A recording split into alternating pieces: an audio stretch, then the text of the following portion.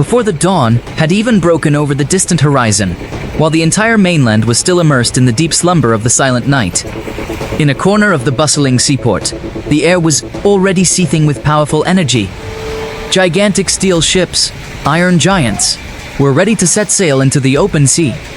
The deep rumbling of diesel engines sounded like the heartbeat of courageous warriors. And gray smoke rose, mingling with the cold morning mist of the ocean.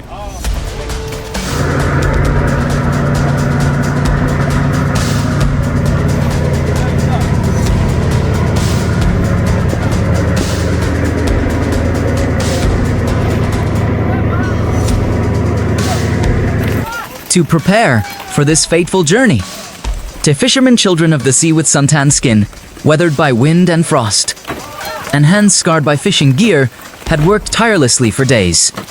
Every meter of net, every buoy, every steel cable was meticulously and carefully inspected.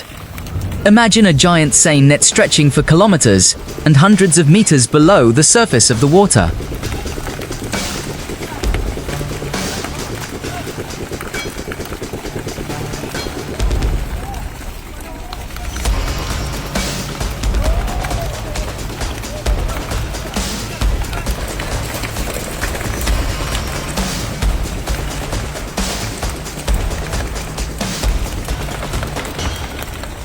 Just a tiny tear the size of a hand, a faulty mesh due to carelessness, or a rusty cable not replaced in time, and under the tremendous pressure of hundreds of tons of fish struggling chaotically. The entire fruits of a trip worth billions of dong will vanish into thin air in a matter of seconds. The sea has no room for error, and the ocean never tolerates carelessness. As the ship began to leave the dock, its proud bow parted the waves, pushing the white-capped waves to either side.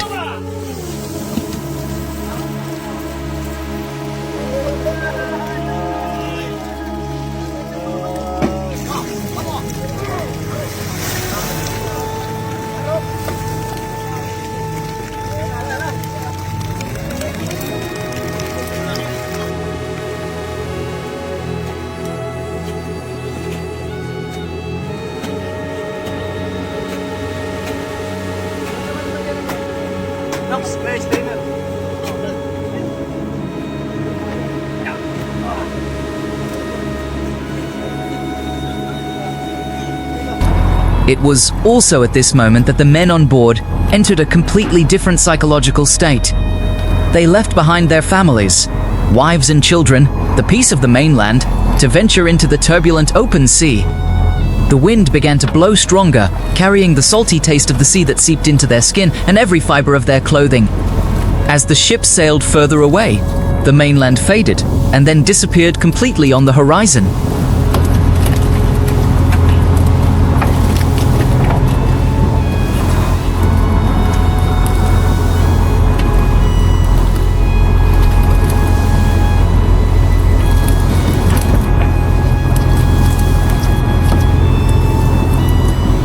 The captain stood in the cabin, his stern gaze fixed on the sonar screen continuously scanning the seabed. The dancing green and red dots on the electronic screen indicated the density of underwater matter. But deciphering these signals required a cool head and a superior analytical mind. The ocean deceives humans in many ways. A coral reef, a reverse current, or even a giant school of plankton can appear on the sonar as a large school of fish.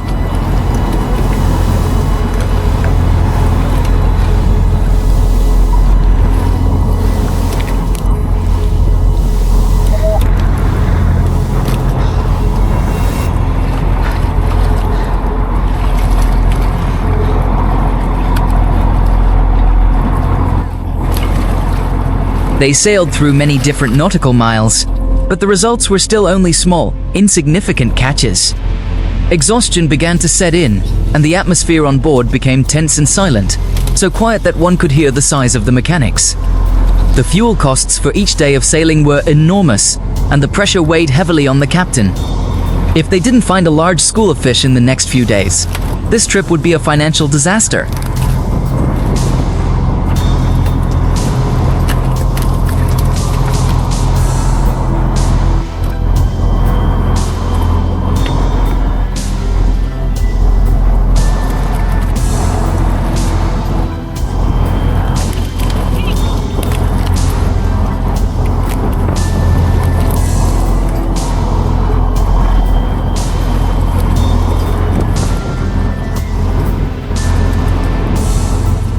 And then, on the fourth day, the sky suddenly changed color. Gray storm clouds rolled in from the west, and the sea began to churn violently. It was in this moment of harsh weather that nature revealed an opportunity. In the distance, thousands of seabirds suddenly swooped down into the water like arrows, their cries tearing through the air. The captain's expression changed instantly, his eyes brightening. "There's trouble," he shouted over the radio.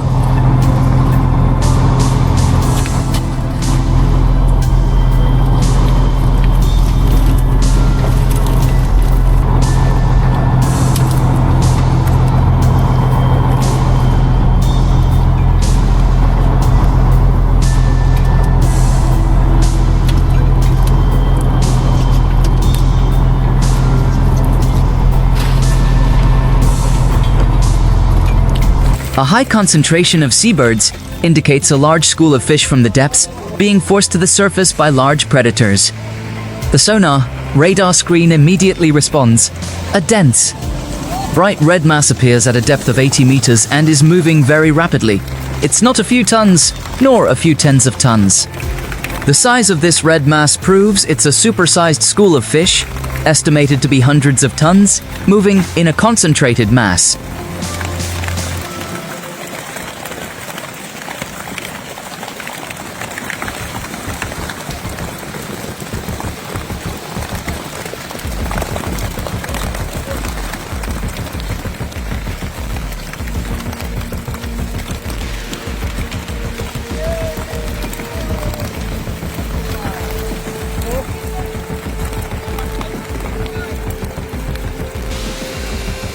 All the crew members instantly became alert, a surge of excitement coursing through their veins. The alarm system blared across the decks. The entire crew rushed into battle positions like a perfectly lubricated machine.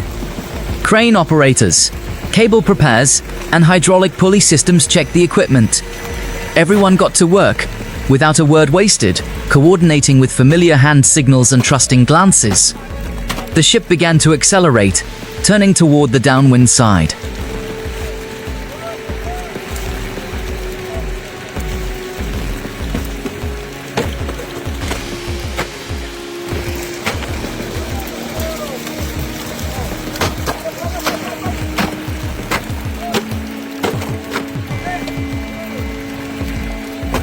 To gain a strategic advantage, casting a net to catch a school of hundreds of tons of fish cannot be done haphazardly. The captain must precisely calculate the speed of the water current, the speed of the fish school, and the wind direction. If the net is cast too early, the fish will detect it and dive deep. If cast too late, the net will be pushed off course by the current and trapped in empty space. This is a dramatic battle of wits. Every second counts.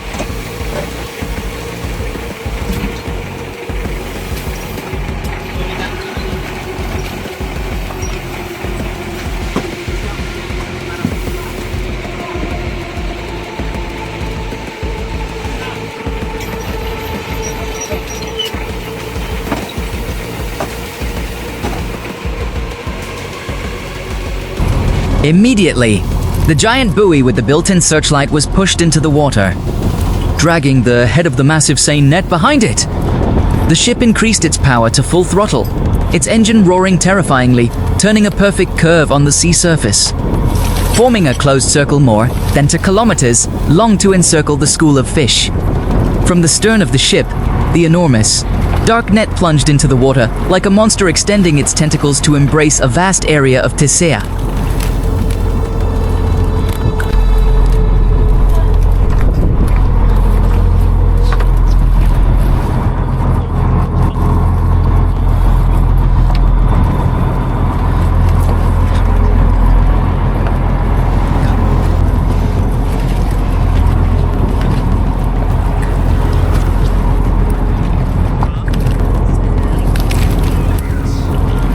The weight of the net, combined with the water resistance, caused the enormous ship to tilt slightly to one side. Fishermen stood along the ship's sides, using large poles to steer the net, ensuring it didn't get tangled or caught in the ship's propeller. This was extremely dangerous work. A single misstep, a broken cable, or a blow could have catastrophic consequences.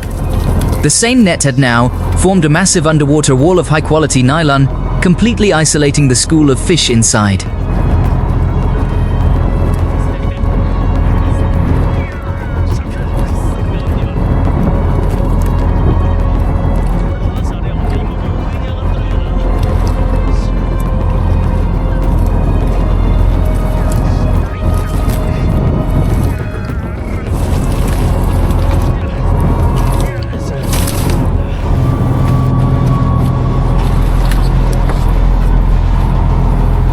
However, the bottom of the net remains open. If the fish sense danger and dive down en masse, they will escape through this escape route at the bottom. Therefore, the next step is crucial and requires the fastest speed, pulling the lead weights from the bottom of the net. The enormous hydraulic winch system on the ship's deck begins to operate. The steel cables, as thick as an adult's wrist, tighten like guitar strings, emitting breathtaking cracking sounds under the strain.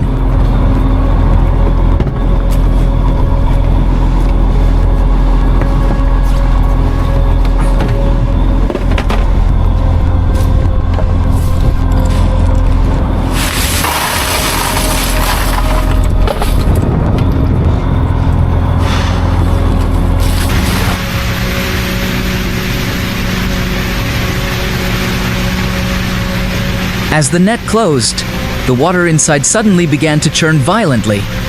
Hundreds of tons of fish realized they were trapped. Millions of fish frantically lunged at the net, creating immense pressure on the cables and the ship's hull. Seawater splashed everywhere, creating a white foam that filled the air. Viewed from above, the sea inside the net resembled a giant boiling cauldron, the silver scales of the fish shimmering in the midday sun, creating a truly magnificent spectacle.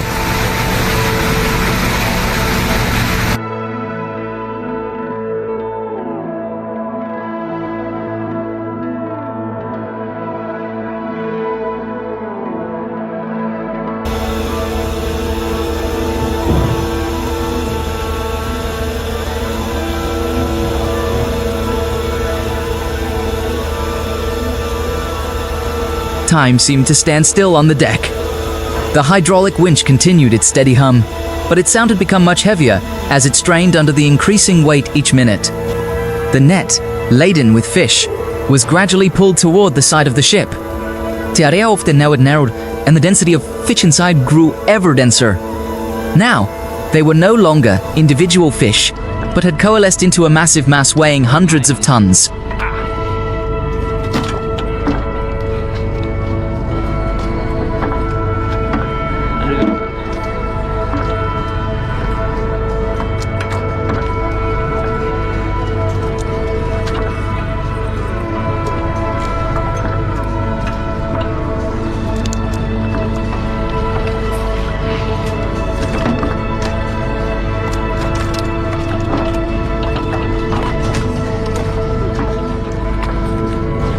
Without a word to each other, the fishermen all tensed up like bows.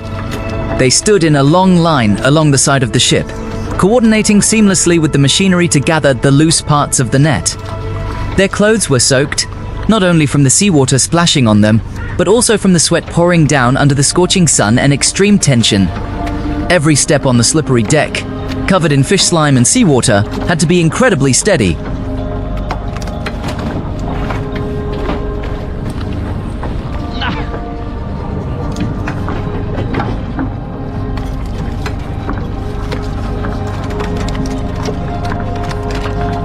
Større som en hyse her. Er det en hyse Ingar får på Malangen?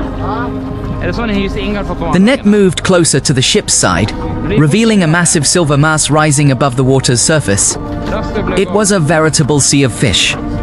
Fresh mackerel and tuna, their slender, plump bodies and shimmering silver scales glistening in the sunlight, crowded together so tightly that there wasn't a single empty space. The water pressure and the weight of the net was so immense that the ship's main crane system had to operate at full capacity. The steel arm bent slightly under the immense weight.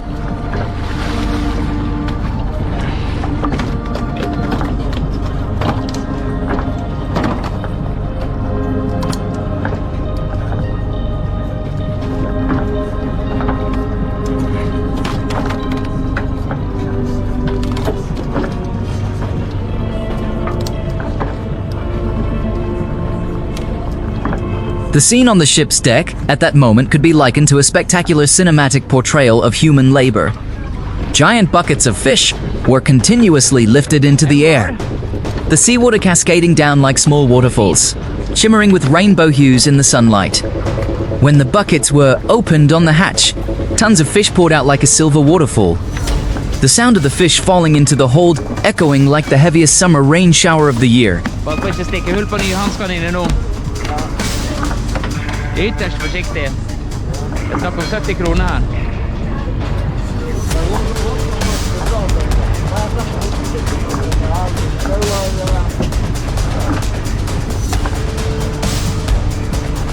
Hva?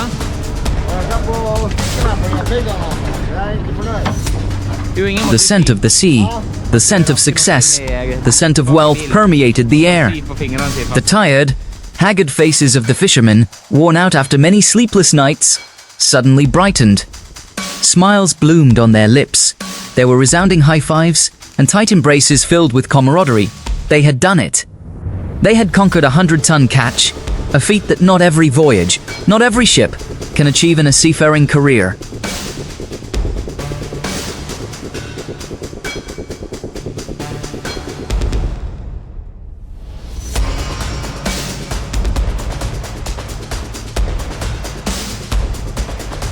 Deep within the ship's hold, a system of crushed ice and cold seawater immediately activated to preserve the fish at the optimal temperature, keeping them absolutely fresh as if they had just been caught from the ocean.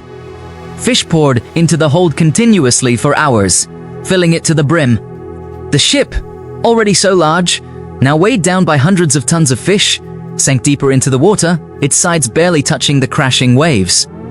But that didn't worry anyone.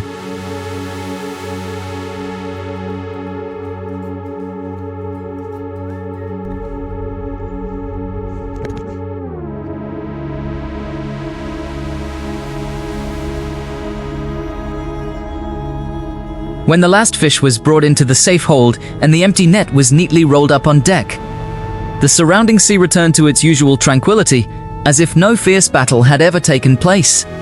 The evening sky began to darken, painting the entire area red with magnificent and glorious sunsets. The massive ship slowly turned its bow, heading towards the mainland, where the lights of home shone and where families awaited.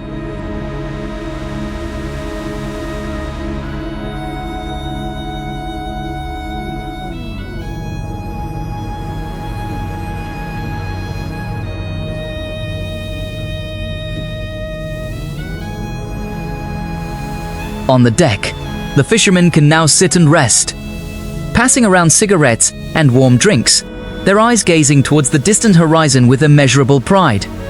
The ocean may be vast, fierce, and full of danger, but before the unwavering will, unity, and extraordinary courage of humankind, the ocean has had to submit and bestow the most deserving rewards. The journey of hauling in hundreds of tons of fish with nets is not just a means of livelihood.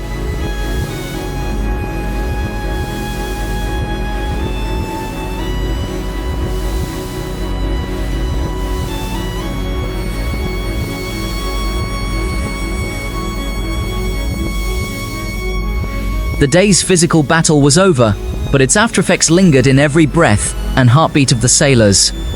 The night wind blew in from the open sea, carrying the bone-chilling cold characteristic of the ocean. But nothing could dampen the burning heat of victory spreading across the decks. The men who had strained themselves, their muscles tense like taut strings at the hydraulic winch in the afternoon, now sat slumped on the deck.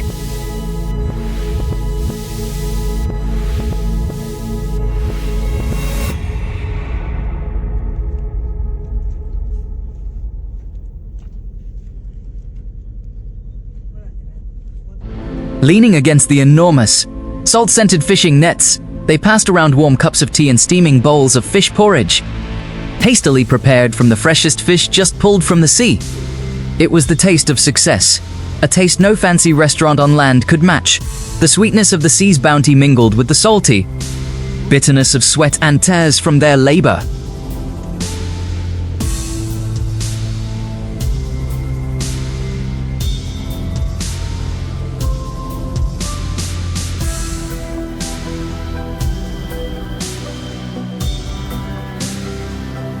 Deep underground, the main engine continued its deep, steady roar, propelling the ship, laden with hundreds of tons of fish, swiftly cutting through the waves as it returned. Each time the ship encountered a large wave, its reinforced steel hull vibrated with a heavy, solid rhythm. The weight of the legendary catch had completely shifted the ship's center of gravity, transforming it into a sturdy structure, defying the turbulent currents of the night sea. The captain stood in the control cabin,